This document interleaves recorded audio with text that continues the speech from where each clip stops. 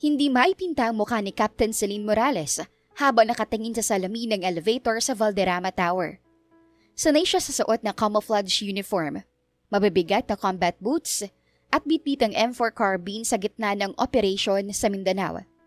Pero ngayon, suot niya ay isang charcoal skirt na muntik nang mapunit sa kanyang hita at isang puting blouse na hapit sa kanyang braso. Lord, kunin niyo na lang ako. Mas gusto ko pa makipagbakbakan sa mga rebelde kaysa magsuot ng ganito. Bulong niya sa sarili habang pilit na inaayos ang kanyang buhok na nakatali sa isang mahigpit na band. Ang misyong ibinigay sa kanya ni General Castro ay simple lamang pero nakakabwisit. Magpanggap bilang Executive Secretary ni Hunter Valderrama, ang sikat na CEO na pinupunteriya ng mga assassin. Hindi lang basta CEO si Hunter. Ito ang tagapagmana ng pamilyang pinakamalaking donor ng defense technology sa bansa. Kaya kahit ayaw ni Celine, wala siyang magagawa. Pagbukas ng pinto ng elevator sa 50th floor, sinalubong siya ng isang minimalist na opisina na amoy mamahaling pabango. At bubblegum? You're late, Secretary Morales. Isang bariton ng boses ang umalingaw-ngaw mula sa malaking swivel chair sa gitna ng silid. Dahan-dahang humarap ang upuan at doon ay nakita ni Celine ang lalaking matagal na niyang kinalimutan. Nawala na ang taba nito sa pisngi. Ang Hunter Valderrama na nasa harap niya ngayon ay parang modelong kinuha sa cover ng international magazine. Matalas ang panga, matangos ang ilong at may papaglarong mga mata. I am exactly on time, Mr. Valderrama. 8 a.m. sharp. Seryosong sagot ni Celine gamit ang matapang na tono. Tumayo si Hunter at lumapit sa kanya. Mas matangkad ito sa kanya ng halos isang dangkal. Nanliit ang mga mata ni Hunter habang tinititigan ang mukha ni Celine, tila may inaalala. Wait, do I know you? You look like someone who broke my heart when I was 12. Nakangising sabi ni Hunter. Hindi kumurap si Celine. Hindi niya pwedeng ipakitang naaalala niya ang matabang bata na binigyan siya ng lantang bulaklak noon, na tinanggihan niya dahil mas gusto niya ang kuya nitong si Marco. I don't know what you're talking about, sir. Here is your schedule for today. Sabay abot ng folder. Kinuha ni Hunter ang papel pero hindi iyon binasa. Sa halip, ang tinitigan nito ay ang mga kamay ni Celine. Ang gaspang ng mga kamay mo para sa isang ex-sekretarya. May mga kalyo. Naglalakad ba ka ba o nagbubungkal ng lupa? Tanong nito. I do CrossFit, sir. Para madali kong mabuhat ang mga mabibigat na basura. Sagot ni Celine na may kasamang peking ngiti. Tumawa si Hunter, yung tawang nakakainis na parang nanguuyam. I like you. You're feisty. Pero sekretary kita. Hindi kita bodyguard. So, kape muna. 3 shots of espresso. No sugar. And make sure it's hot. As hot as me. Huminga ng malalim si Celine. Sa isip niya, binibilang na niya kung ilang segundo lang ang kailangan para mapatumba ang lalaking ito. Lord, bigyan niyo po ako ng pasensya na hindi ko mabaril ang isang to. Bulong niya sa sarili. Lumipas ang 7 araw at tila nasa impyerno si Celine. Hindi dahil sa mga assassin, kundi dahil sa pagiging pasaway ni Hunter. Ang lalaki ay sadistang boss. Gusto nito na ang kape niya ay may eksaktong temperatura at mahilig itong magpatawag ng meeting sa gitna ng lunch break para na lang pag-usapan ng kulay ng mga folder o kaya ay makapagkwentuhan lang. Sekretary Morales, bakit ang bigat ng bag mo? May dala ka bang hollow blocks? Pang-asar ni Hunter habang pababa isang board meeting. Mga personal na gamit lang to, sir. Sagot ni Celine. Ang hindi alam ni Hunter, ang loob ng laptop bag ni Celine ay may lamang Glock 17 at 3 ekstrang pakete ng bala. Nang makarating sila sa conference room, napansin ni Celine ang katahimikan sa paligid. Bilang isang captain, mabilis ang kanyang pakiramdam sa panganib. Habang nagsasalita ang isang board member, napansin ni Celine ang isang kakaibang refleksyon mula sa kabilang gusali. Isang maliit na pulang tuldok ang gumagalaw sa puting polo ni Hunter. Diretso sa dibdib nito. Sniper! Bulong ni Celine. Bago pa man makaputok ang kalaban, tumalon si Celine sa ibabaw ng mahabang mesa. Ang mga baso ng tubig ay nagtalsikan habang mabilis niyang hinablot ang korbata ni Hunter. at marahas itong hinila pababa sa sahig. Isang malakas na pagkabasag ng salamin ng narinig. Ang bala ay bumao ng malalim sa sandalan ng upuang kinaroroonan ni Hunter kanina. Ano ba, Celine? Ang mahal itong suit ko. Reklamo ni Hunter na ngayon ay nakadapa at nadadaganan ni Celine sa ilalim ng mesa. Tumahimik ka kung gusto mo pang mabuhay. Bulyaw ni Celine. Gamit ang boses na puno ng otoridad. Inabot ni Celine ang ilalim ng kanyang pencil skirt at kinuha ang Glock 17 mula sa kanyang tie holster. Nanlaki ang mga mata ni Hunter nang makita ang baril na hawak niya. May baril ka? Bulong ni Hunter, pero baka sa mukha nito ang gulat at pagkamangha. Stay down, Hunter. Huwag kang gagalaw. Utos ni Celine habang nag-aabang ng susunod na putok. Sa gitna ng kaguluhan at sigawan ng mga tao sa loob ng opisina, nanatiling kalmado si Celine. Ang adrenaline ay dumadaloy sa kanyang ugat. Pero, nang lumingon siya kay Hunter para tingnan kung ayos lang ito, nakita niyang nakatitig lang ang lalaki sa kanya. Hindi dahil sa takot, kundi dahil sa isang ngiting tila ang nagsasabing nahanap na nito ang babaeng makakatapat. Celine. Bulong ni Hunter. Ano? Irritable ang sagot niya. Sabi ko na nga ba, ikaw yung crush ko dati. Ang tapang mo pa rin. Sabi ni Hunter sabay kindat. Napailing na lang ang dalaga. Sa gitna ng tangkang pagpatay sa kanila, nakuha pa nitong lumanti kahit nasa bingit ng kamatayan ang buhay nila. Dito niya napatunayan na ang misyong ito ay hindi lang magiging madugo. Magiging sakit din ito sa ulo. Hindi pa natatapos ang balyaw ni Celine kay Hunter ay muling umalingaw-ngaw ang isa pang putok ng baril. Sa pagkakataong ito, hindi lang isa kundi 3 sunod-sunod na bala ang bumaon sa pader. Ilang pulgada lang ang layo sa ulo ni Hunter. Nagkakagulo na ang mga miyembro ng board. May mga nagtatago sa ilalim ng lamesa, habang ang iba naman ay nagtatangkang tumakbo palabas. Dahilan para lalong maging magulo ang sitwasyon. Stay down! Huwag kang aalis sa tabi ko. Utos ni Celine kay Hunter, habang hinihila ang lalaki patungo sa mas ligtas na sulok ng silid. Celine, yung relo ko na iwan sa ibabaw ng... Hindi natapos ni Hunter ang sasabihin dahil hinila na niya ito sa kwelyo. Mamamatay ka na. Relo pa rin ang niisip mo. Gigil na bulong ng Celine bago binitiwan si Hunter na nakataas na ang 2 kamay.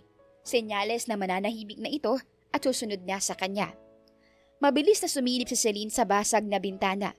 Gamit ang kanyang tactical training, tinansya niya ang pinagmulan ng putok sa kabilang gusali. Pero hindi lang sniper ang problema.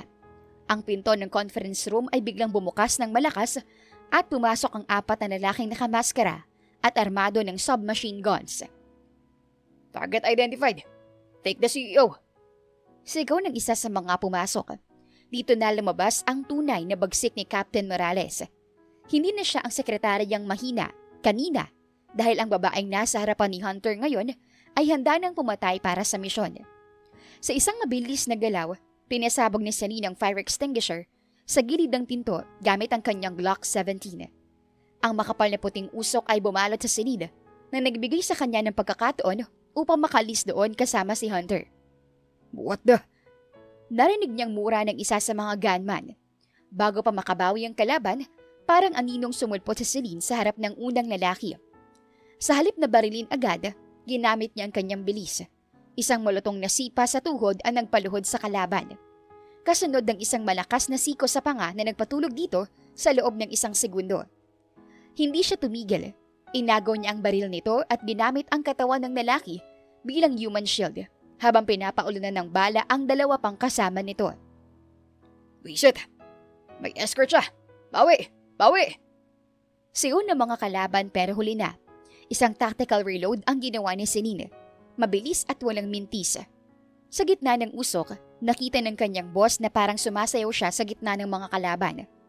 Ang seryosong mukha niya, ang bawat galaw na puno ng pag-iingat at galing, at ang paraan ng paghawak niya ng baril ay tila isang pelikula para kay Hunter. Damn, she's definitely the one. Bulong ni Hunter sa sarili, habang nananatiling nakadapa sa likod ng isang mabigat na mahogany desk. Ang huling kalaban ay nagtangkang maghagis ng granada. Pero bago pa man mahugot ang pin, ay nagpakawala sa Celine ng isang magkakasunod na bala sa braso nito. Sumigaw sa sakit ang lalaki at nabitawan ng granada. Sa isang iglap, nasa harap na ng kalaban si Celine. Gamit ang isang judo throw, ibinalibag niya ang lalaki sa pader. Bago ito tuluyang in-neutralize gamit ang isang suntok sa pressure point. Natahimik ang buong paligid. Ang tanging naririnig na lamang ay ang humahangos na hininga ni Celine at ang mahinang pag-ungol ng mga kalabang nakahandusay. Dahan-dahang tumayo si Celine. Inayos ang kanyang nagulong buhok na ngayon ay wala na sa maayos na pagkakatali. Hinarap niya si Hunter na dahan-dahan ding tumayo habang pinapagpagan ang mamahaling suit nito. "Clear ng area, sir," sabi ni Celine. Ang boses ay balik sa pagiging profesional na sundalo. Lumapit si Hunter sa kanya. Hindi pinansin ng mga dugo ang kalaban sa paligid. Huminto ito sa harap niya. Tinitigan ang mga mata niya at biglang ngumiti ng nakakaloko. You know, Secretary Morales, I was going to fire you for ruining my meeting. Panimula ni Hunter habang iniaabot ang nagusot na korbata kay Celine. Pero dahil niligtas mo ang buhay ko, I think I'll give you a raise instead. At siguro, isang date. Tinaasan niya ito ng kilay. "Sir, bahagi ito ng trabaho ko. At hindi ako makikipag-date sa taong tinanggihan ko na noon." Ouch. Still the same heartbreaker. Biro ni Hunter sabay kindat. Bago pa makasagot si Celine, tumunog ang kanyang comms link. "Captain, the backup is here. We have secured the perimeter." Balita ni General Castro sa kabilang linya. "Copy, General. The target is safe. Unfortunately." Sagot ni Celine habang nakatingin sa nakangising si Hunter. Lumipas ang 7 araw na puno ng stress ang trabaho. Para kay Celine, hindi lang banta ng mga assassin ang nagpapakulo ng dugo niya, kundi ang pagiging pa-baby ni Hunter. Simula nung iligtas niya ito, lalong naging pasaway ang CEO. Kung dati ay kapilang ang pinapagawa nito, ngayon ay halos ayaw na siyang paalisin sa paningin nito. Secretary Morales, kailangan ko ng report na to. At kailangan ko ring malaman kung anong brand ng sabon ang gamit mo. Ang bunga mo kasi simula pa kaninang umaga. Nakangising sabi ni Hunter habang nakasandal sa pinto ng cubicle ni Celine. Hindi niya ito nilingon. Abala siya sa pag-scan ng paligid gamit ang mga bagong security cameras na ipinalagay niya. "Sir, it's 9 a.m. May meeting kayo sa mga investors in 10 minutes. At para sa impormasyon nyo, bareta ng panlabang ginagamit ko." Tumawa si Hunter at lumapit palalo. Ang sungit. Pero seryoso, Celine. Mag-ingat ka rin. Alam ko mission mo ko. Pero ayoko magasgasan na sexy captain ko. Kahit dulo ng buhok mo. Umirap si Celine. "Doble ingat na tayo ngayon, sir. Hindi natin alam kung kailan ulit susulpot ang mga yon. At wag mo nga akong tawaging sexy captain sa loob ng opisina. Captain Morales na lang." Kahit nababangayan, ramdam ni Celine ang bigat ng responsibilidad. Alam niyang hindi titigil ang mga kalaban hanggat hindi napapatay si Hunter. Kaya naman kahit sa pagpunta sa banyo, sinisiguro niyang clear ang hallway. Hapon na magpasya silang lumabas ng building para sa isang dinner meeting sa labas. Habang naglalakad sa grand lobby ng Valderrama Tower, naging alerto ang mga mata ni Celine. Nakahanda ang kanyang kamay malapit sa holster na nakatago sa ilalim ng kanyang jacket. Pero bago pa man sila makarating sa sasakyan, isang matinis na boses ang bumasag sa katahimikan ng lobby. "Hunter, baby! I've been waiting for hours!" Isang babae ang humarang sa kanila. Naka-red bodycon dress, naka-stilettos na may matulis na takong na tiyak kapag naapakan ka nito ay magsusugat ka. At may makapal na makeup. Si Laura, ang tanyag na ex-girlfriend ni Hunter na kilala sa pagiging iskandalosa. Tumigil si Hunter. Ang muka ay biglang napalitan ng pagkabagot. "Laura, what are you doing here? I thought I blocked your number." Hindi pinansin ni Laura si Hunter. Sa halip, ibinaling nito ang matatalas na mata kay Celine. Tinignan siya nito mula ulo hanggang paa na parang sinusuri ang isang basurang nakaharang sa daan. "And who is this, Manang?" Maartang tanong ni Laura habang itinuturo si Celine. "Is she your new maid?" "Hunter naman. You can afford better looking staff. Look at her shoes. So flat." Nanatiling tuwidang tayo ni Celine. Walang emosyon ng kanyang muka. Sanay siya sa mga insulto ng mga drill sergeant. Ang mga salita ni Laura ay parang kagat lang ng langgam para sa kanya. "She's my executive secretary, Laura. And she's more important than you'll ever be. Seryosong sagot ni Hunter na tila nagpipigil din ng inis. Secretary? O baka naman babae mo? Mataray na dugtong ni Laura. Humakbang ito palapit kay Celine at dinuro siya. Hey, you! Listen to me. Hunter and I are just having a cool-off period. Huwag kang filingera na porke lagi mo siyang kasama, ay may pag-asa ka na. You're just a glorified office girl.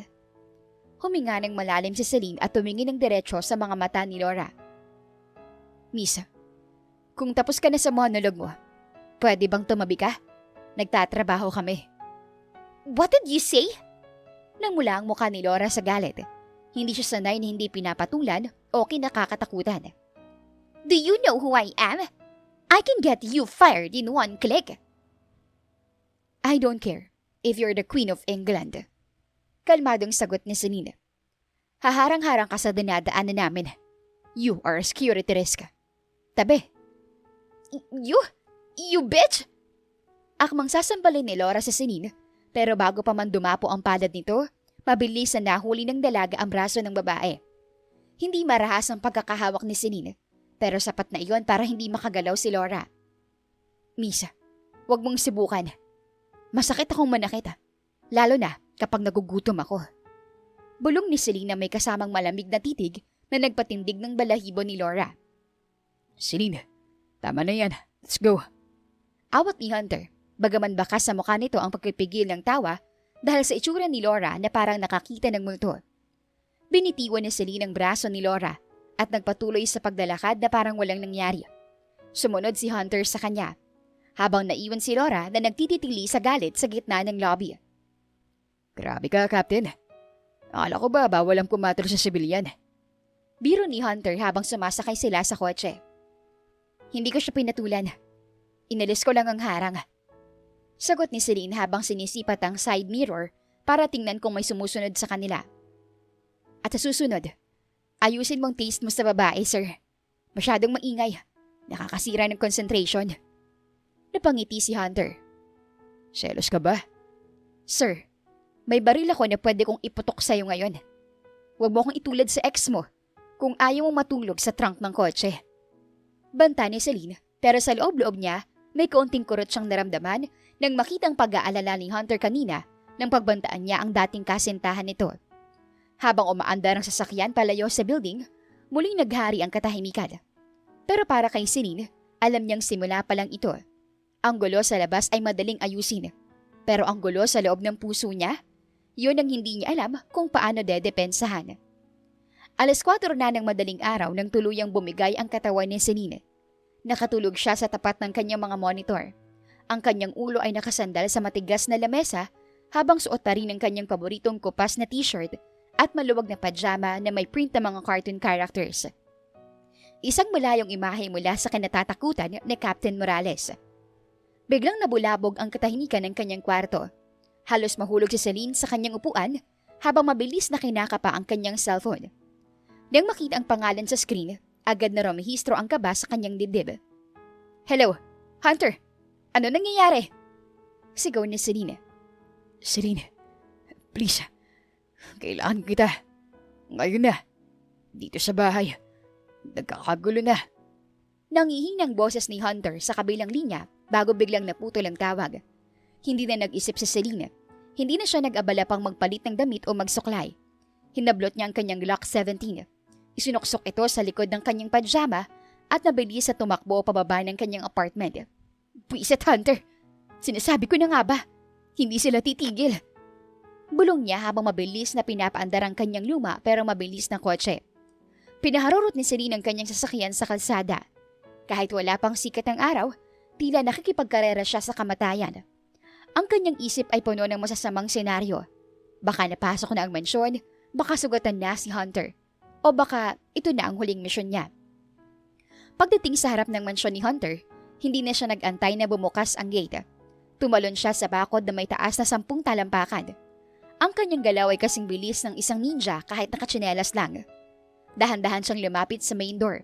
Ang kanyang baril ay nakatutok sa harap at naririnig niya ang mga kalabog mula sa loob. May amoy din ng sunog, isang bagay na lalong nagpakaba sa kanya. Pinasabog ba nilang kusina? Sa isip ni Celine, sinipa niya ang pinto ng malakas. "Hunter! Dapa!" Sigaw niya habang mabilis na pumasok sa loob. Ang buong sala ay punong ng makapal na usok. Ang alarm ng smoke detector ay maingay na tumutunog. Handa na si Celine na makipagpalitan ng putok. Handa na siyang ubusin ang bala ng kanyang baril sa kung sino mang nangahas na pumasok. Pero nang makarating siya sa kusina, napatigil siya. Doon sa gitna ng usok ay si Hunter Valderrama. Hindi ito dugo ang nakahandusay. Wala itong tama ng bala. Sa halip, ang lalaki ay nakasuot ng isang apron na may drawing ni SpongeBob. Hawak ang isang sunog na kawali at pilit na iwinawagayway ang isang kitchen towel para paalisin ang usok. Celine, mabuti dumating ka. Hindi ko alam kung paano papatayin tong alarm. Sabi ni Hunter. Ang muka ay puno ng uling habang nakangiwi. Nakatayo lamang si Celine roon, nakanganga at hindi makapaniwala sa nakikita. Dahan-dahan niyang ibinaba ang kanyang baril. Ang kanyang mga balikat ay bumagsak. Tumingin siya sa kawali at nakita ang isang bagay na mukhang uling na hugis bilog. "Ano yan?" Tanong ni Celine na medyo naiinis. Itlog. Gusto ko sanang gawan ka ng breakfast para pagising mo. Surprise sana. Kaso, medyo napalakas yung apoy. Kamot ulong paliwanag ni Hunter. Tumingin si Celine sa kanyang sarili. Nakapadyama, walang suklay at may hawak na baril sa gitna ng kusina na amoy sunog na pagkain. Pagkatapos ay tumingin siya kay Hunter na parang bata na naghahanap ng papuri sa nasunog nitong luto. "Hunter Valderrama." Mahinang tawag ni Celine. Yes, my captain. "Muntik ko nang wasakin ang pinto mo. Muntik na ako mamatay sa heart attack sa bilis ng takbo ko. At ang lahat ng yun, para sa isang sunog na itlog?" Tumawa ng mahina si Hunter at lumapit kay Celine. Pero aminin mo, nag-alala ka sa akin. That means, may gusto ko na talaga sa akin, no? Hindi na nakapagsalita si Celine. Sa halip, kinuha niya ang basahan sa kamay ni Hunter at malakas itong ibinalibag sa lalaki. "Maglinis ka rito. At wag mo na akong tatawagan para sa itlog. Kundi, itong baril kong ipapakain ko sa'yo." Kahit galit na galit, hindi mapigilan ni Celine ang mapangiti ng bahagya habang nakatalikod. Tama ang sinabi nito. Natakot siya at kinabahan, pero ang gustuhin nito, doon pa siya alanganin. Tahimik ang kusina habang naghaharap silang kumakain sa may counter. Ang tanging naririnig ay ang pagtama ng kutsara sa plato at ang banayad na paghinga nilang dalawa.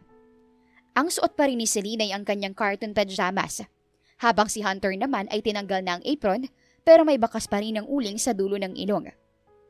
Masarap. Panimula ni Hunter. Binabasag ang katahimikan nilang dalawa. Sabi ko na nga ba, wife material ka talaga, Captain. Umirap si Celine pero hindi siya sumagot. Uminom siya ng tubig at tinitigan ang lalaking nasa harap niya. "Bakit mo ba ginagawa to, Hunter? You have all the money in the world. Pwede kang kumuha ng 5-star chef. Pwede kang magtago sa ibang bansa. Pero heto ka, sinusubukan mong magluto at naglalakad sa labas na parang walang banta sa buhay mo."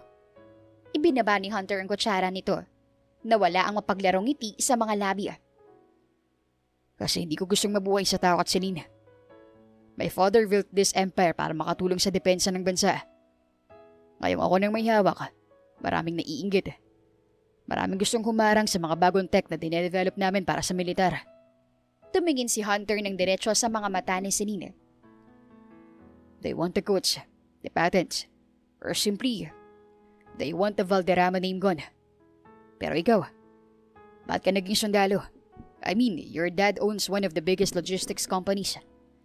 Pwede ka maging prinsesa doon, actually. You're a queen. Napatitig si Celine sa kanyang plato. Ang tanong na yon ay laging iniiwasan niya. "Ayoko maging dekorasyon lang sa isang boardroom, Hunter. Nung bata tayo, nakakita ko kung paano protektahan ng mga sundalo ang mga tao. Nung namatay ang nanay ko sa isang aksidente, na sana naiwasan kong may maayos sa security. Doon ko na-realize na gusto kong protektahan ng mga mahal ko sa buhay." Ngumiti ng bahagya si Celine, isang bihirang pagkakataon na pagiging marupok. Sabi nga ni Papa, sayang daw ang ganda ko sa putikan. Sabi ko naman, masayang ang tapang ko kung sa opisina lang ako mabubulok. Kaya palang tigas mo. Biro ni Hunter, pero may halong paghanga sa boses. You rejected me because you were too busy wanting to save the world. And because you like me, brother, right? Nabulunan si Celine sa kinakain niya. Mabilis siyang uminom ng tubig habang namumula ang mga pisngi. Ano ba? Bata pa tayo nun. Si Marco kasi, gentleman. Hindi katulad mo na laging nangihila ng buhok at nagnanakaw ng baon. Hey, way of flirting ko yun, oh. Tawa ni Hunter. Pero seryoso, Celine. Salamat. Not just for the ex, but for being there. Pakiramdam ko, mas ligtas ako hindi dahil sa baril mo, kundi dahil alam ko na ikaw ang kasama ko. Nagtagpo ang kanilang mga mata. Sa unang pagkakataon sa loob ng ilang linggo, walang asaran, walang sigawan. May kakaibang kuryente na dumaloy sa kanila. Ang aso at pusa ay tila nagkakaunawaan na. Lumapit ng kaunti si Hunter. Ang kanyang kamay ay dahan-dahang gumalaw patungo sa kamay ni Celine na nasa ibabaw ng counter. Biglang tumunog ang doorbell ng mansyon. Sabay na napatalo ng dalawa. Agad na bumalik si Hunter sa upuan nito at kunwaring naubo pa. Hinablot ni Celine ang kanyang baril mula sa likuran at mabilis na tumayo. Dito ka lang. Utos niya kay Hunter. Wait, Celine, baka yan na yung... Hindi na pinatapos ni Celine ang sasabihin ni Hunter. Mabilis siya naglakad patungo sa main door. Ang kanyang bawat hakbang ay tahimik at banayad. Sinipat niya ang monitor ng intercom. Isang matangkad na lalaki na nakasuot ng mamahaling navy blue suit ang nakatayo sa labas.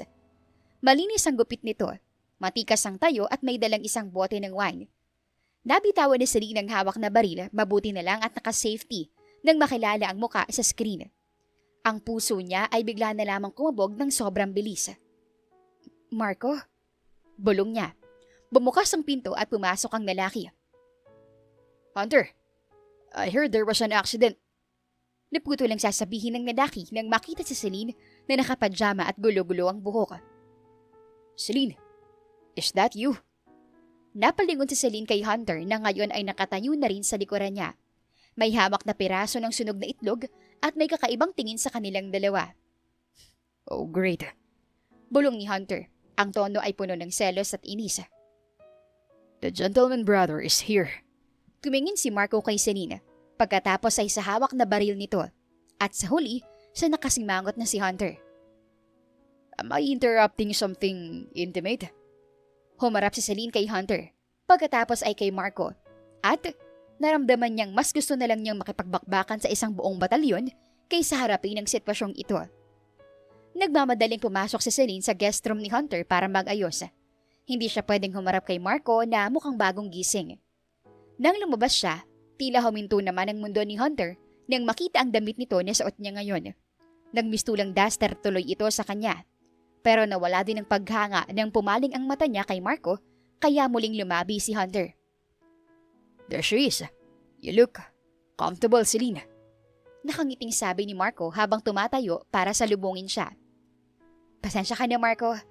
Ganito talaga kapag on duty. Medyo nahihiya niyang sagot. Wait. Singit ni Hunter na biglang pumagitna sa kanila. Bitbit ang isang baso ng juice. Comfortable? Of course. Polo ko yan eh. Polong may amoy ko. Nasuot ang sekretarya ko na bodyguard ko rin. So Marco, anong balita sa labas? Baka gusto mo nang umuwi eh. Hindi ito pinansin ni Marco. Tumingin ito sa kanya. Balita ko, ikaw palang nagligtas kay Hunter nung isang linggo. Hindi na ako nagulat. Kahit nung bata pa tayo, alam kong ikaw ang pinakamatapang sa ating lahat. Napangiti si Celine. Naalala mo pa pala yun? Of course. Naalala ko pa nung iligtas mo ko sa aso ni Aling Nena. Tawa ni Marco. You were my little hero back then. Malakas na tikhim ni Hunter. Hero? Ako rin naman ah. Nung grade 3, sinalo ko yung bola ng soccer gamit ang mukha ko para hindi tumama sa'yo, Celine. Hindi mo naalala? Hunter, tumahimik ka nga muna. Suway ni Celine na hindi inaalis ang tingin kay Marco. So, Marco, kamusta ng negosyo sa ibang bansa? It's doing great. Pero mas masaya palang bumalik dito. Lalo na't nakita kita ulit. Sabi ni Marco na may malalim na tingin. Ramdam ni Celine ang init ng kanyang pisngi. Ito yung Marco na hinangaan niya. Gentleman, matalino at kalmado. Pero bago pa siya makasagot, biglang nadula si Hunter at natapon na ang kaunting juice sa center table. Malapit sa paanan ni Marco. Oops, my bad. Secretary Morales, papunasan nga to. Trabaho mo to, di ba? Utos ni Hunter na may halong pang-aasar, pero kitang-kita sa mga mata ang nanggagalaiting selos. Hunter, may mga katulong naman. Sayosong sabi ni Marco. Sa gusto ko si Celine ang gumawa eh. Exclusive service to. Sagot ni Hunter sabay sandal sa sofa at D4. Celine, pagkatapos niyan, gawan mo rin ako ng kape. Napailing si Celine. Alam niyang nag-iinarte lang si Hunter dahil sa presensya ni Marco. Lumapit siya kay Hunter at bumulong. Sir, kung hindi ka titigil sa pagiging epal, hihiramin ko yung wine bottle ni Marco at ipupukpok ko sa mukha mo. Subukan mo. Hamon ni Hunter, pero napatikom din ang bibig nang makita ang talim ng titig niya. Binaling ni Celine ang atensyon kay Marco. Pasensya ka na sa kapatid mo. Parang hindi pa rin nagbibinata eh. Ayos lang, Celine. Sanay na ako kay Hunter. Laging ang gusto niya ay sa kanyang atensyon. Sabi ni Marco sabay tayo. Lumapit ito sa kanya at hinawakan ng kamay niya para magpaalam. I have to go for another meeting. Pero sana makapag-dinner tayo. Just the two of us. To catch up properly. Sige Marco, I'd love to. Hindi pwede. Sabay na sigaw ni Hunter habang tumatayo rin ng mabilis. May shift siya. 24/7 ang duty niya. At saka bawal makapag-date ang security sa mga suspect. Suspect? Kapatid mo ako, Hunter. Takang sabi ni Marco. Kahit na. Lahat suspect hanggat hindi ako kinakasal. Esther, hanggat hindi tapos ang misyon. Bulyaw ni Hunter. Nang makaalis si Marco, naiwan ang dalawa sa sala. Hinarap ni Celine si Hunter na ngayon ay parang batang pinagkaita ng candy dahil sa pagtatampo at pagdadabog. Ano bang problema mo, Hunter Valderrama? Nakakaya ka kay Marco. Problema ko yung polo ko na suot mo pero sa kanya ka nakangiti. At saka di ba sabi mo, crush mo siya dati. Ano? Balak mong ituloy ngayon? Ano naman sa'yo kung ituloy ko? Hamon ni Celine, tila sinusubukan ang pasensya ng lalaki. Hindi sumagot si Hunter. Sa halip, lumapit ito ng sobrang lapit sa kanya, hanggang sa maramdaman ni Celine ang mabilis na tibok ng puso niya. Sa akin, marami. Dahil ako nandito, Celine. Ako ang binabantayan mo. At sa ayaw at sa gusto mo, liligawan kita at hindi mo ako pwedeng tanggihan. Liligawan? Hindi mo ako pwedeng tanggihan? Ulit ni Celine habang nanalaki ang mga mata. Sir, baka nakakalimutan mong dahilan kung bakit ako nandito. Hindi ako pumasok dito para lang maging kasintahan mo. Tumawa si Hunter, yung tawang nakakaasar na may halong panunuya. Lumapit pa siya ng 1 pulgada. Sapat na para maamoy ni Celine ang pamilyar nitong pabango na humahalo sa amoy ng aircon. Wala akong pakialam. Kasalanan ko ba kung bigla ka nalang sumulpot sa buhay ko? Ngayon bumalik ang nararamdaman ko. Wait, hindi naman pala nawala. Natulog lang. Kaya wala kang magagawa at liligawan kita sa gusto at gusto mo. At saka ang dalas na nga natin mag-date eh. Tila nababaliw na tumaas baba ang kilay ni Hunter. Halos mapasapak ng sariling noo si Celine sa kalokohan ng lalaki. Hindi pa rin pala ito nagbabago. Ito pa rin ang Hunter na kilala niya noong bata pa sila. Hindi date ang tawag sa pagbabantay sa'yo sa labas, Hunter. It's tactical surveillance. Call it whatever you want, my sexy captain. Pero simula ngayon, maniligaw na ako at wala ka nang magagawa pa. Kindat ni Hunter bago ito naglakad palayo habang sumisipol. Iwinagayway pa ang kamay nito hanggang sa mawala na lamang ito sa paningin niya. Naiwan si Celine doon nang nakanganga at hindi makapaniwala sa problemang pinasok niya. Maghapon naging buntot ni Celine si Hunter sa loob ng mansyon. Pero imbes na lubayan siya, ay mas lalo pa ito naging makulit. Habang nagbabasa si Celine ng security report sa sala, biglang susulpot si Hunter na may dalang baso ng juice na may maliit na payong. Para tuloy nasa beach si Celine. Para sa pinakamagandang security details sa buong mundo. Sabi ni Hunter. Hunter, nagtatrabaho ako. Nagbabasa ka lang naman. Inumin mo to. Hinaluan ko yan ng pagmamahal. Ay, joke. Pineapple juice lang yan.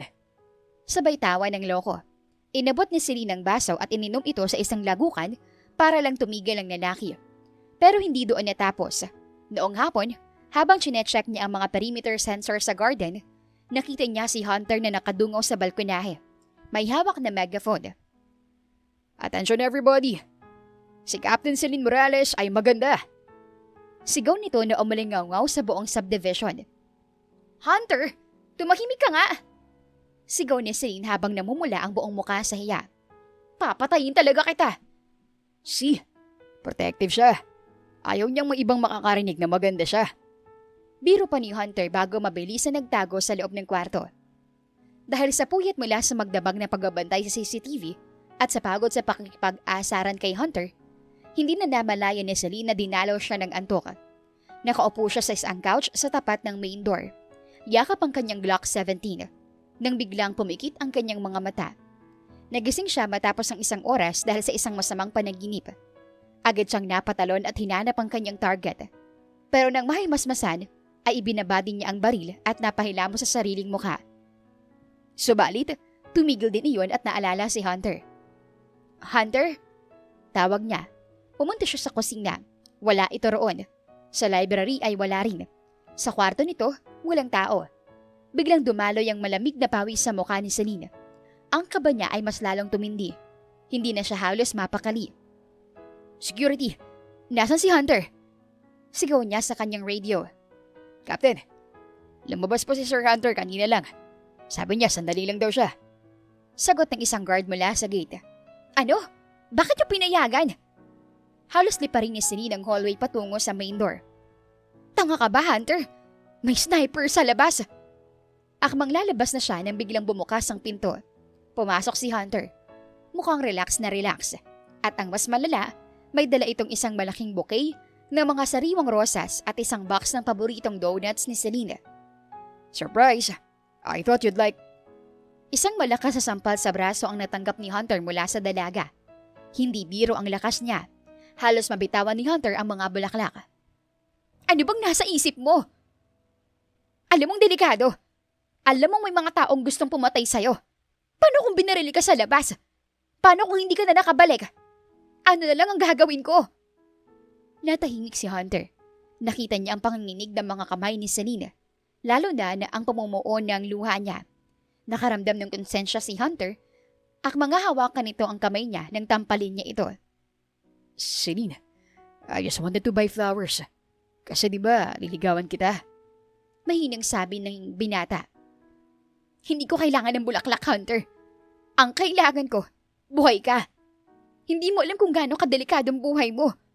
Paano kung bigla kang pinatay sa labas habang ako nandito at walang alam, ha? Nakakainis na niyang katigasan ng ulo mo. Celine, sorry na. Hindi ko sinasadya. Manahimik ka nga at wag mo na akong guguluhin. Galit na sigaw ni Celine bago niya iniwan si Hunter sa sala. Doon palang bumagsak ang mga luha ni Celine nang makalayo siya sa lalaki.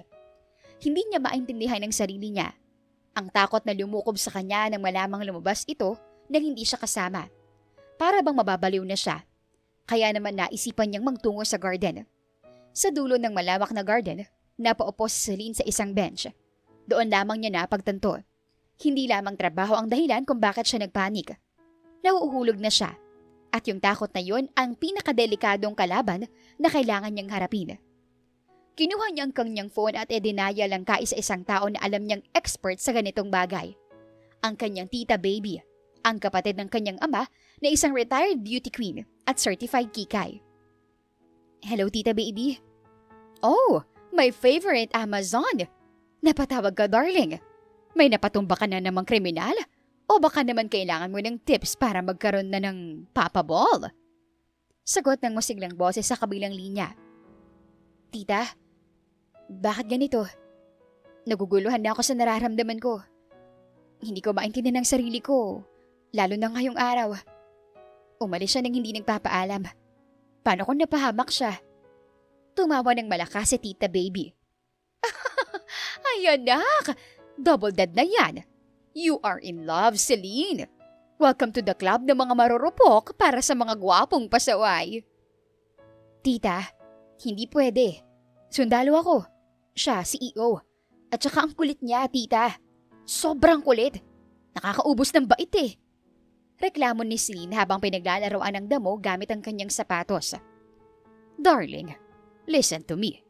Kahit gaano kakatapang, kahit ilang bala ang masalo mo, ang puso mo ay hindi bulletproof. Eh bakit ka ba nagagalit sa kanya? Dahil ba lumabas siya? O dahil natatakot ka na maiwan niya kapag na-dead siya?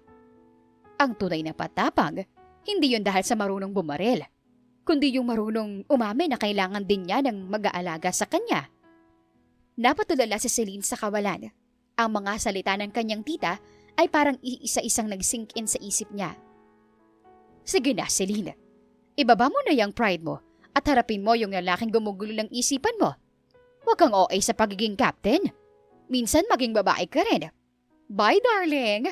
Caribels mo yan. Pinutol na Titi Baby ang tawag. Naiwan si Celine sa malaking garden.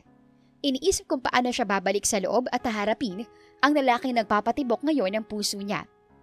Muli siyang bumalik sa loob ng mansyon ni Hunter nang mapansin niya ang binata na may kausap sa cellphone nito. Hindi iyon pinansin ni Celine dahil sa pagkakarinig niya ay ang stepfather lamang nito.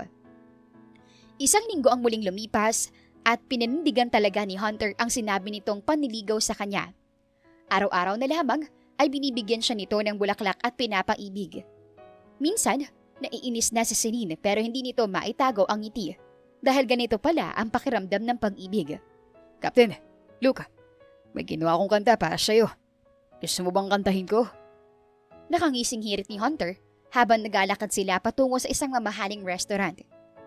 Hunter, tigilan mo nga ako. Isang kanta pa, itatali kita sa gulong ng sasakyan. Banta ni Celine. Pero sa totoo lang, pigil na pigil ang ngiti niya. Nang makarating sila sa restaurant, ang inakalang tahimik na dinner date sana nilang dalawa ay naantala. Sa gitna ng dining hall, nakaupo si Marco, ang kuya ni Hunter. Pero hindi ito nag-iisa. Kasama nito si Laura, ang ex-girlfriend ni Hunter na hanggang ngayon ay hindi pa marin matanggap na hiwalay na sila. Hunter! Baby! What a coincidence! Sigaw ni Laura na agad tumayo at tumapit sa braso ni Hunter. Ang naging dahilan para mapairap si Celine. Laura at kuya, anong ginagawa niyo rito? Takang tanong ni Hunter, sabay bawing ng braso mula kay Laura at mabilis na lumapit sa tabi niya. I invited her for business. And Laura, well, she insisted on coming. Paliwanag ni Marco habang nakangiti sa kanya. Since nandito na kayo, bakit hindi tayo mag-double date? By treat. Hindi kumibo si Celine nang pumayag si Hunter, pero sinigurado naman ito na sila ang magkatabi at malayo kay Marco, na siyang kinabusangot naman ni Laura. You know, Celine, mas bagay sa'yong kumain sa karinderya na nakakamay kaysa sa kutsara at tinidor. You look so mannish. Sabi ni Laura habang inihiwa ang steak nito ng may arte. Hindi siya pinansin ni Celine. Abalang kanyang mga mata sa pag-scan sa bawat sulok at taong pumapasok sa restaurant. Pero hindi talaga tumigil si Laura at ininsulto pa si Celine. Buti na lang talaga at mabait si Hunter at kinuha kang sekretarya niya. Dahil kung hindi, baka hindi mo kailanman mararanasan ang kumain sa ganitong lugar. Halos umikot ang mata ni Celine sa katangahan ni Laura. Alam niya ang background ni Laura at masasabi niyang may kaya ang pamilya nito. Pero walang-wala sa yaman na meron siya at hindi pa kasama ang yaman ng daddy niya, ng lola niya at mommy. Oh, bakit hindi ka makasagot? Laura, tama na yan. Nasa harap tayo ng hapag. Suway naman ni Marco. Excuse me, kasalanan ko ba kung mahirap siya? Totoo naman ang sinasabi ko na kumpara sa akin ay isa lamang siya. Kumpara sa'yo, di hamak na pangkape ko lang ang kinikita ng buong angkan mo. Putol na sabi ni Celine. Namula sa galit si Laura at naibaba niya ang hawak na tinidor. Anong sinabi mo? Hindi ka ba nahihiya sa sinasabi mo? Pinagmamalaki mong yaman ng pamilya mo sa taong di hamak na mas mayaman sa'yo. Hindi mo pa ata ako kilala, Miss Laura. Ako si Celine, ang nag-iisang anak at nag-iisang apo ng pinakamayamang tao sa buong mundo. Sumasabay sa yaman ng dalawang ito at least. Mayabang na sabi niya. Napahiya si Laura kaya hindi na siya nakasagot pa. Pailing-iling naman si Marco sa gilid habang tawa ng tawa naman si Hunter. Burn, I love my girl. She's not your girl yet, Hunter. Sabat ni Marco na may mapanuring tingin. Celine is a professional. Huwag mo siyang itulad sa mga flings mo. Umiit ang tensyon. Si Hunter ay nakikipagpalitan ng talim ng tingin sa kuya nito. Habang si Laura ay panay ang dikit kay Hunter na parang walang sinabing nakakapangpaliit kanina. 5 minuto matapos, nagpaalam si Laura na aalis muna. Nakahinga naman ng malubog si Celine dahil hindi na sumagot si Hunter sa kuya nito. Kaya naiwasan ang malaking gulo na paparating sana. "Wait, I need to go to the powder room," sabi ni Laura sabay tayo. Sa sandaling tumayo si Laura, may napansin si Celine. Isang lalaking naka-uniforme ng waiter ang papasok mula sa kusina. Pero may mali sa kilos nito. Masyadong mabilis ang lakad nito at ang kamay nito ay nakatago sa loob ng puting tuwalya na nakapatong sa braso. "Hunter, dapa!" sigaw ni Celine. Pero bago pa man makakilos si Hunter, bumunot na ang waiter ng isang baril. Mabilis na sinalya ni Celine ang mesa para magsilbing harang. Hinablot niya si Hunter sa polo nito at pilit ay binagsak sa sahig. Si Marco naman ay agad na gumulong sa ilalim ng kabilang mesa. Shit! Ang suit ko! Sigaw ni Hunter, pero napatigil siya nang makita ang seryosong mukha ni Celine. "Wala akong pakailam sa suit mo! Stay down!" Bulyaw ni Celine habang bumubunot ng kanyang baril. Nagkagulo ang mga tao sa restaurant. Sigawan, basagan ng plato at takbuhan. Sa gitna ng usok, nakita ni Celine ang isa pang gunman na pumasok mula sa main entrance. Napapalibutan sila. "Marco, secure the back!" utos ni Celine. Kahit hindi sundalo si Marco, alam niyang marunong itong humawak ng baril na may hawak na ngayon. Habang nakikipagpalitan ng putok si Celine sa waiter, nakita niyang may isang sniper mula sa labas na nakatutok kay Hunter. Isang maliit na pulang tuldok ang sumasayaw sa dibdib ng lalaki. "Hunter! No!" Tumalon si Celine para protektahan si Hunter. Pero sa gitna ng pagtalon niya, isang bala mula sa gunman sa loob ang tumama. Hindi sa kanya, kundi sa tagiliran ni Hunter, na sumubok ding tumayo para protektahan siya. "Ah!" Isang malakas na daing ang narinig mula kay Hunter. Napaluhod ito. Ang puting polo nito ay mabilis na nagkukulay pula. "Hunter!" sigaw ni Celine. Ang mundo niya ay tila huminto. Ang takot na nararamdaman niya sa garden noon ay naging 10 beses na mas matindi ngayon. Sa sobrang galit, tumayo si Celine mula sa pagkakaluhod. Hindi na siya nagtatago. Gamit ang 2 kamay na may hawak ng baril, sunod-sunod niyang pinaputukan ang 2 gunman at napatay niya ang mga ito. Mabilis siyang lumuhod sa tabi ni Hunter, na ngayon ay namumutla na at hawak ang tagiliran na puno ng dugo. "Hey, Captain." Mahinang sabi ni Hunter. Pilit ang humingiti kahit halatang nahihirapan. "Sabi ko sa'yo, di ba? Gusto ko ng date na maayos at sweet. Pero mukhang sa ospital ang tuloy natin." "Tumahimik ka, Hunter! Huwag kang magsasalita!"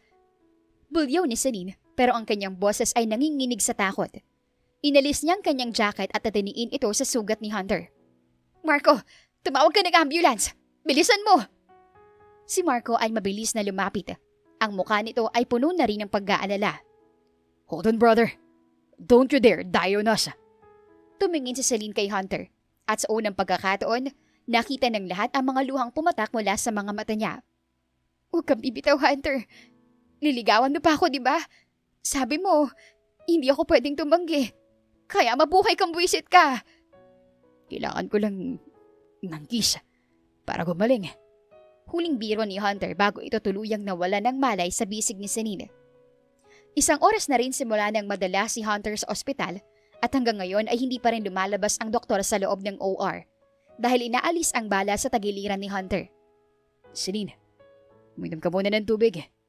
Pag-aalok ni Marco na kahit bakas ang pag-aalala sa kapatid ay pinapanatili ang pagiging kalmado dahil wala siyang masasandalan ngayon.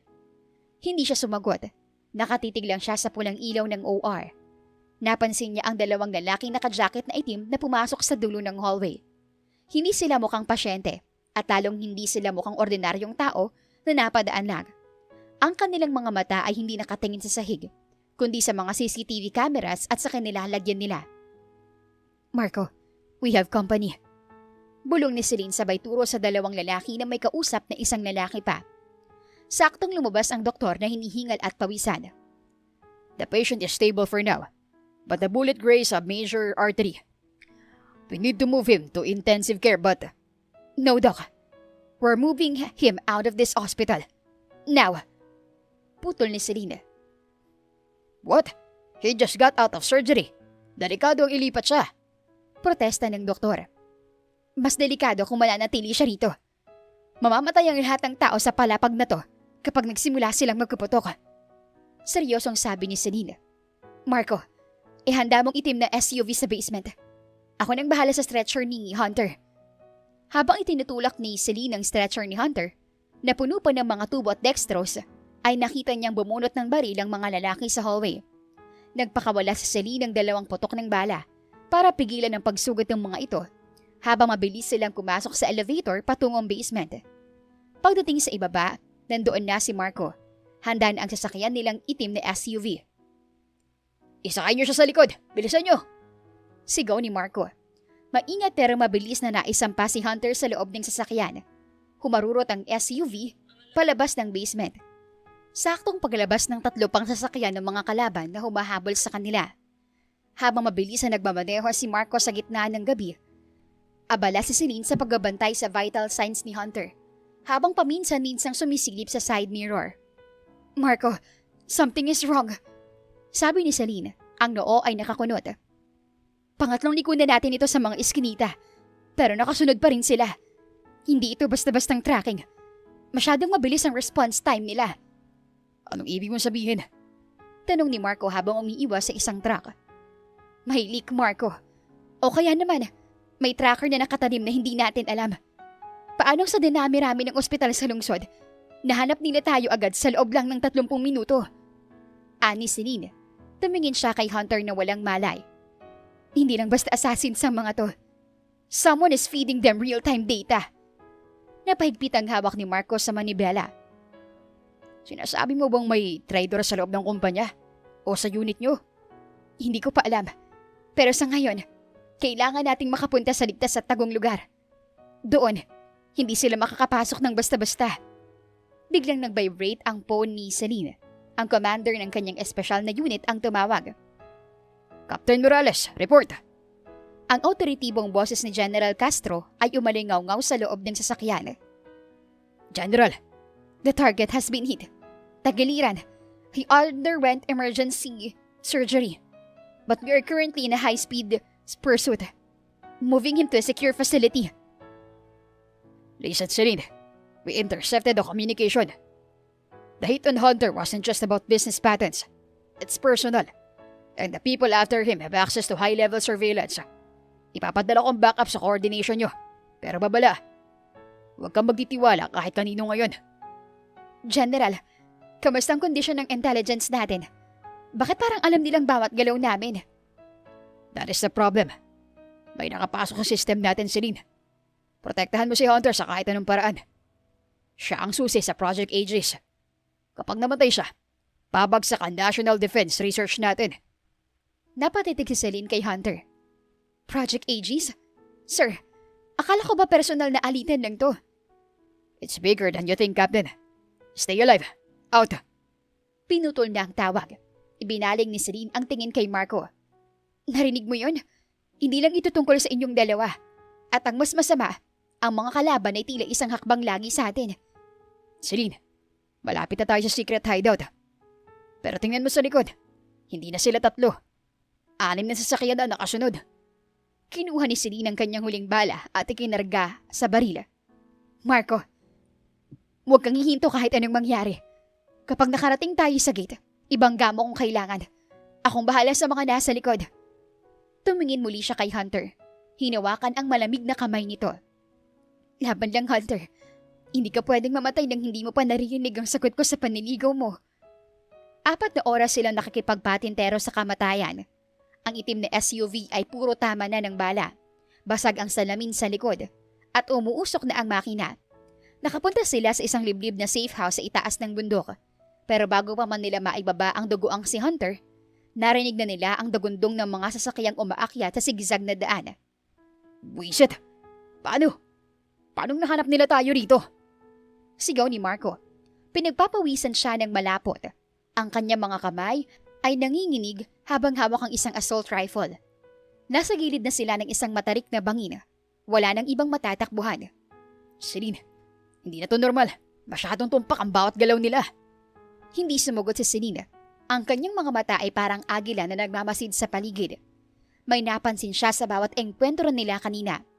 Ang mga kalaban ay umihinto sa pag-atake kahit mawala sila sa paningin. Mabilis siyang lumapit sa loob ng SUV kung saan nakahiga pa rin ang walang malay na si Hunter. Celine, anong ginagawa mo? Parating na sila. Hiyaw ni Marco sa takot. Hinalugog ni Celine ang mga bulsa ni Hunter. Hindi niya pinansin ang ingay ng mga gulong na papalapit. May hinahanap siya hanggang sa makuha niya ang iPhone 17 Pro Max ng lalaki. Mabilis niyang kinuha ang isang hikaw niya at ipinasok sa SIM card tray. Nang bumukas ang tray, nanlaki ang mga mata ni Celine. Doon sa ilalim ng mismong SIM card ay may isang manipis na microchip, isang military-grade nano-tracker. Itong dahilan, ang mismong cellphone niya nakakanulo sa atin. Anong ibig mo sabihin? Tanong ni Marco na halos maiyak na sa takot. Ang tracker na to, hindi to basta-basta. Isang tao lang ang may access sa cellphone ni Hunter bago ang dinner na yon. Pero huli na, 6 na sasakyan ang pumarada ng pabilog. Kinukulong sila sa gilid ng bangin. Bumaba ang mga lalaking armado. Sa gitna nila, lumabas ang isang lalaking naka-Amerikana. Maayos ang gupit at may ngiting tila demonyo. Stepdad? Gulantang nasabi ni Marco. Don Ricardo? Si Ricardo, ang pangalawang asawa ng kanilang ina, ang taong laging nasa likod ni Hunter sa mga business meeting. Ito ang nagbigay ng bagong cellphone kay Hunter bilang regalo para sa tagumpay ng kumpanya. Sayang naman, Celine. Wika ni Ricardo habang humihit-hit ng sigarilyo. You were a great bodyguard. Pero kailangan nang mamatay ni Hunter para makuha kong buong kontrol sa Valderrama Empire at sa Project Aegis. Ibigay mo na siya sa akin at palalayasin kita ng buhay. Tumingin si Celine kay Hunter. Ang mukha nito ay maputla at tila hirap din sa paghinga. Pagkatapos ay tumingin siya kay Marco na nawalan na ng pag-asang makakawala sila ngayon. Marco, pumasok ka sa kotse. Protektahan mo ang kapatid mo. Pero Celine, gawin mo! Sigaw ni Celine. Sa isang iglap, bumunot siya ng 2 baril. Hindi siya tumakbo palayo. Tumakbo siya patungo sa mga kalaban. Ang bawat hakbang niya ay may kasunod na putok. Para siyang isang baliw na sumasayaw sa mga lumilipad na bala sa gitna ng ulan. Tinamaan siya. Isang dapli sa balikat. Isang tama sa binti. Pero hindi siya humihinto. Binuwis niya ang kanyang buhay para maging harang sa sasakyan ni na Hunter. Ubos na kas niyang pinagbabaril ang mga kalaban. Nagliyab ang 2 sasakyan ni Ricardo at sa loob lamang ng 5 minuto, ang tahimik na tuktok ng bundok ay naging impyerno. Isa-isang mamagsak ang mga tauhan ni Ricardo. Si Celine ay hingal na hingal. Duguan ang kanyang puting polo at halos hindi na makatayo. Pero nanatiling nakatutok ang baril niya sa huling taong nakatayo, si Ricardo. Lahat ng tauhan ni Ricardo ay patay na, maliban sa isa na sugatan at gumagapang.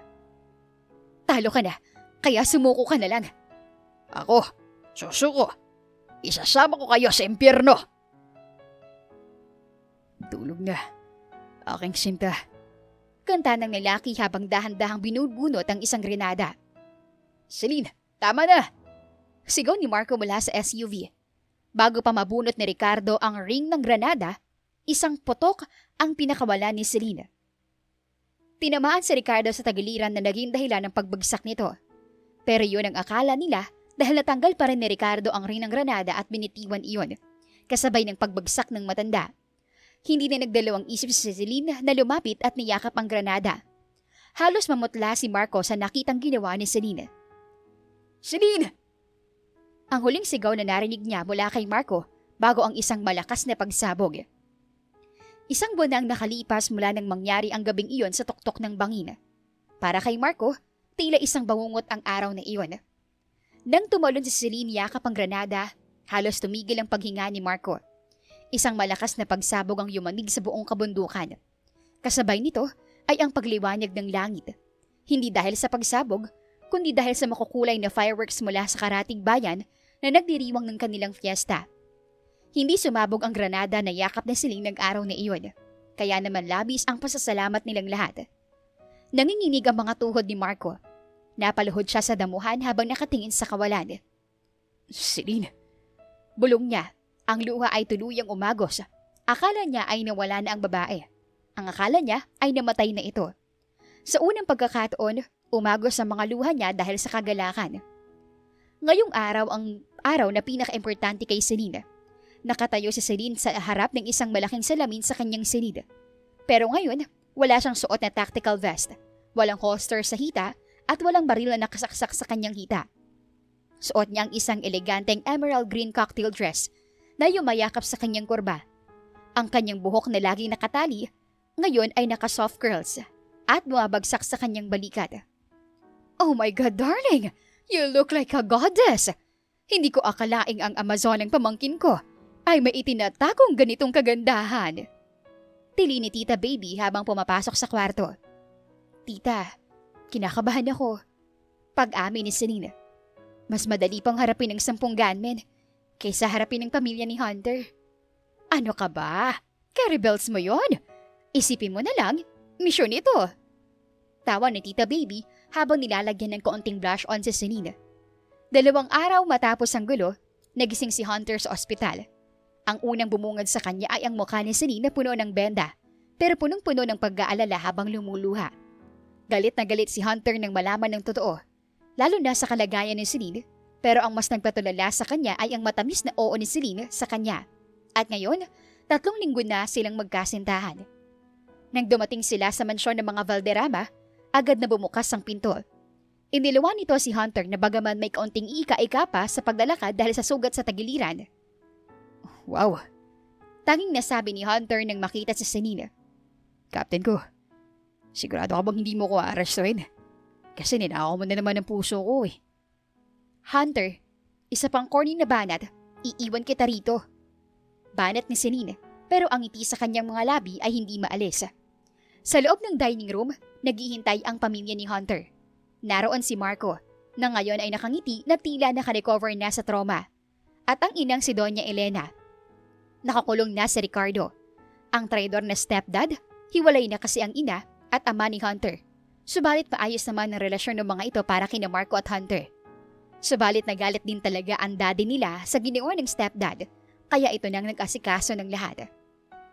Mom, this is Celine Morales, my girlfriend, and the woman who saved my life 12 times. Pakilala ni Hunter. Nanlaki ang mga mata ni Doña Elena. Tumayo ito at mabilis na lumapit kay Celine. Sa halip na papanuring tingin, isang mahigpit na yakap ang ibinigay nito. Celine, anak ka ba ni Mr. Morales? Oh my! Kilalang kilala ko ang mommy mo. We were schoolmates in Switzerland. Hindi ko akalaing ang anak pala niya ang superwoman na laging ikinakwento ni Hunter. Nakahinga ng maluwag si Celine. Ang dinner ay napuno ng tawanan, kwentuhan tungkol sa kabataan ni Celine at Hunter, at syempre, ang walang katapusang asaran ni Hunter at Marco. Pagkatapos ng hapunan, nagpaalam ang dalawa na magpapahangin sa garden. Ang gabi ay payapa. Ang simoy ng hangin ay may amoy ng mga rosas dahil sa mga bulaklak. Salamat, Celine. Mahinang sabi ni Hunter habang nakatitig sa buwan. Para saan? Sa pagliligtas sa'yo? Hindi. Salamat sa pagbibigay ng chance sa akin. Alam kong hindi ako ang original crush mo. At alam kong sakit ako sa ulo. Sabi ni Hunter gamit ang seryosong tono. Pero pangako, hindi ko sasayangin ang pagkakataon na binigay mo sa akin. Lumapit si Celine at hinawakan ang kamay ng binata. Hunter, ang pagiging captain ko ay tungkol sa pagprotekta sa mga mahalaga. At narealize ko, ikaw ang pinakamahalagang misyon na natanggap ko. Talaga? Hindi mo naman ako babarilin. Biro ni Hunter. Depende. Kapag naging epal ka na naman, baka pag-isipan ko. Dahan-dahang hinawakan ni Hunter ang mukha ni Celine. Ang mga mata nila ay nagtagpo. Wala ng takot o pagkapanggap. Puro pagmamahal na lamang. Sa ilalim ng liwanag ng buwan, sa gitna ng garden na naging saksi sa kanilang pag-iibigan, dahan-dahang nilapit ni Hunter ang kanyang muka. Hinalikan ni Hunter si Celine. Isang halik na puno ng pasasalamat, pangako at pagmamahal. Hindi nila namalayan na may mga taong nanonood na sa kanila dahil abala sila sa pag-angkin sa labi ng isa't isa. Tumigil lang sila ng kapusinang hininga. Akala ni Hunter, tapos na. Pero nagulat ito nang kabiging muli ni Celine ang ulo nito at muli siyang halikan. Natawa si Hunter sa pagitan ng halik nila. Nang maghiwalay ang kanilang mga labi, sumandal siya sa dibdib ni Hunter. Nakikinig sa tibok ng puso nito na alam niyang siya lamang ang tinitibok. I love you, my sexy captain. I love you too, my stubborn CEO.